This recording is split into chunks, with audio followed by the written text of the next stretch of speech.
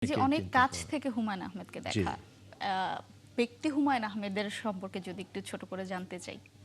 ব্যক্তি হুমায়ুন আহমেদ সম্পর্কে জানতে চাইলে আমি একটা গল্প বলি, ছোট্ট করেই বলি। উনি একটা কথা হলো, উনি মানবিক মানুষ ছিলেন, মিথ্যা কথা পছন্দ করতেন না, পরিশ্রমকে খুব ভালোবাসতেন।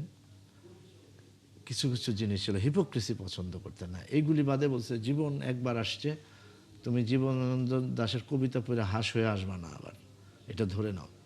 তো যা তোমার মনে হয় তুমি করো। আমরা যখন আজ রবিবার করি, তখন এটা আমার সেকেন্ড নাটক, থার্ড সিরিয়াল। তার আগে অচন বৃক্ষ করেছি, আর করেছি মাটির ও পিঞ্জিরার মাঝে। এরপরে এই সিরিয়ালটায় আমি আজ রবিবারে ঢুকলাম। তো এটা এক মাসের শুটিং। তো এক মাসের শুটিংয়ে ডিএপিতে সেট ফেলা হলো। সেই সময় 1.5 লাখ টাকা খরচ করে সেটে। যাই হোক, শুটিং শুরু হলো। 5-6 দিন পরে আমাকে হঠাৎ করে ডাকলো, বললো যে তোমার নাকি ছোট ভাইয়ের বিয়ে। তা আমি বললাম জি। তা বললো যে আমাকে তো বললে না। আমি বললাম আপনার সাথে নতুন পরিচয়, অত পরিচয় না, আর আপনাকে তখন আপনার সাথে আমার মানে এত হৃদ্যতা ছিল না। সত্যি কথা যেটা, ভয় পেতাম। যদিও আহসান হাবিবের বড় ভাই হিসেবেই জানতাম, কিন্তু হুমায়ুন আহমেদ তো, আমি আপনাকে বলি না, আর বিয়ে আরো আরো আরো দেরি আছে, এখনো বিয়ে না, আপনাকে যে আমি দাওয়াত দিতাম না সেটাও না। তো হঠাৎ করে সে একটা প্যাকেট বের করলেন। তখন কিন্তু শুটিং 7 দিন হয়েছে, 1 মাস হবে, 30 দিনের ওইটা নেওয়া ডিএফপি। প্যাকেটটা দিলেন, পরে আমি বললাম যে এটা কি। ওই নাটকে আমার স্ত্রী অভিনয় করেছিল, নাসরিন নাহার। তো বলে যে তুমি এটা রাখো, তোমার ভাইয়ের বিয়ে। বিয়ের উপহার। হ্যাঁ, এবং হয়তো খরচ আছে। পরে আমি খুলে খুলে দেখি, তখন কিন্তু আমি একদম নতুন নাটক করি, পুরানো খুব। তার আগে নাটকই করি, তার আগে মিলন ভাইয়ের একটা নাটক করেছিলাম। যাক, খুলে দেখি 70,000 টাকা ওইটা আমাকে দিছে। হুমায়ুন আহমেদ খুব যেখানে চমকে দিতে পছন্দ যেখানে 5,000 করতেন। টাকা হওয়া উচিত ছিল, আমাকে 70,000 টাকা দিছে। নিশ্চয়ই আপনি তখন চমকে গিয়েছিলেন।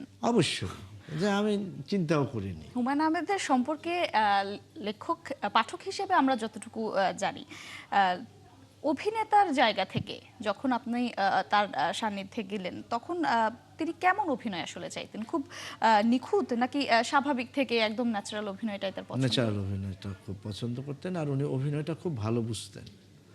আমি তো থিয়েটার করা মানুষ, ঢাকা থিয়েটারে আমি 1983-তে ঢুকি। তার আগে জাহাঙ্গীরনগরে আমি জাহাঙ্গীরনগর থিয়েটার করতাম। আমি ওইটার মানে একজন প্রতিষ্ঠাতা। তারপরে আমি হল নাট্য সংসদের নাট্য সম্পাদক ছিলাম, ডিরেকশন দিয়েছি। তারপর ঢাকাতে 83-তে। তো হুমায়ুন ভাই যেটা জানতেন সেটা হলো যে অভিনয়ের পরিমিতি বোধ, যে কতটুক হলে এটা ওভার অ্যাক্টিং হবে, কতটুক নামলে এটা আন্ডার অ্যাক্টিং হবে। যদি বলি, আপনি তার সঙ্গে অনেক কাজ করেছেন, আপনার তার সঙ্গে কাজ করার সবচেয়ে প্রিয় চরিত্রটা কি, যেটা আপনি একদম নিজের মতো করে অভিনয় করেছেন এবং আপনি এই চরিত্রটা ধারণ করেন নিজের মধ্যে? আমি সব চরিত্র নিজের মধ্যে ধারণ করে করি। আমি অভিনয় করতাম তো অনেক। আমি যখন হুমায়ুন ভাইয়ের কাছে আসি, তার আগে আমি থিয়েটারে 10 বছর কাজ করেছি। তো আসলে চরিত্রে কিভাবে নির্মাণ করতে হয়, তারপরে কিভাবে চরিত্রের বাহ্যিক জায়গাটা, ভেতরে ইনার ফিলিংসটা, তা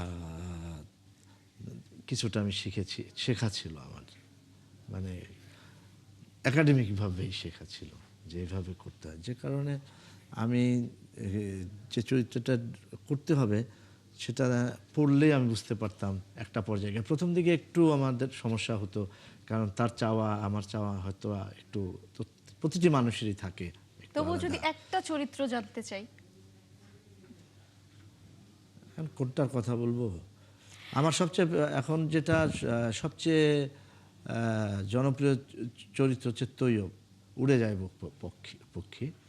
এটা আমার একটা। আরেকটা আরেকটা খুব ছোট প্রশ্ন আমি করতে চাই, সেটা হচ্ছে এই যে বর্তমান প্রজন্ম যারা আছে, যারা এখন হুমায়ুন আহমেদকে শুধুমাত্র বই এবং নাটকের মাধ্যমে যারা জানবে, তাদেরকে যদি আপনি কোনো বই পড়তে বলেন হুমায়ুন আহমেদের, কোন বইটা পড়তে বলবেন?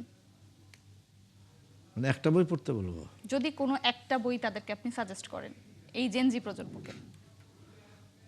জ্যোৎস্না ও জননীর গল্প। অনেক ধন্যবাদ ফারুক আহমেদ আপনাকে আনন্দ যোগে সময় দেওয়ার জন্য। আপনাকে ধন্যবাদ।